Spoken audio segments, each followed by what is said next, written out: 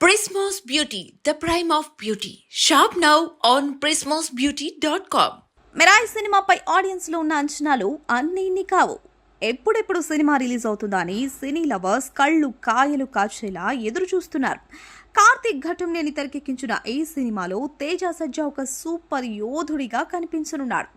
ఈ మధ్య కాలంలో 100 కోట్ల బడ్జెట్తో చేస్తున్న సినిమాలు సైతం గ్రాఫిక్స్ విషయంలో ప్రేక్షకులను మెప్పించలేకపోతున్నాయి. కానీ యంగ్ హీరో తేజ సజ్జా మాత్రం పరిమిత బడ్జెట్లో వావ్ ఫ్యాక్టర్ అనేలా విజువల్ బేస్డ్ మూవీస్తో సూపర్ హీరోగా దూసుకుపోతున్నాడు. హనుమాన్ తరువాత ఏది పడితే అది చేయకుండా జాగ్రత్తగా సినిమాలు చేస్తున్నాడు తేజ సజ్జా.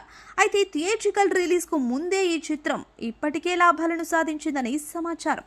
నాన్ థియేట్రికల్ హక్కుల ద్వారా 45 కోట్ల ఆదాయం, విడుదలకు ముందే 20 కోట్ల టేబుల్ ప్రాఫిట్ను నిర్మాతలు రాబట్టేశారు. నేటి సవాలుతో కూడిన సినిమా మార్కెట్లో ఇది గణనీయమైన విజయమే. ఈ సంవత్సరం అనేక భారీ బడ్జెట్, మధ్యస్థ శ్రేణి చిత్రాలు ఖర్చును తిరిగి పొందడంలో విఫలమయ్యాయి.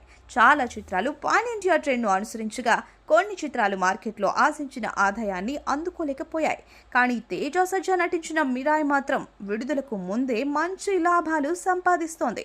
మరో ఆసక్తికర విషయం ఏంటి అంటే ట్రైలర్కు అన్ని భాషలలో వచ్చిన అద్భుతమైన స్పందన తరువాత నిర్మాతలు థియేట్రికల్ హక్కుల కోసం ప్రీమియం చెల్లించాల్సిన అవకాశాన్ని తిరస్కరించి స్వయంగా రిలీజ్ చేయాలని నిర్ణయించారు. ఇది కంటెంట్పై ఉన్న వారి బలమైన విశ్వాసాన్ని చూపిస్తోంది.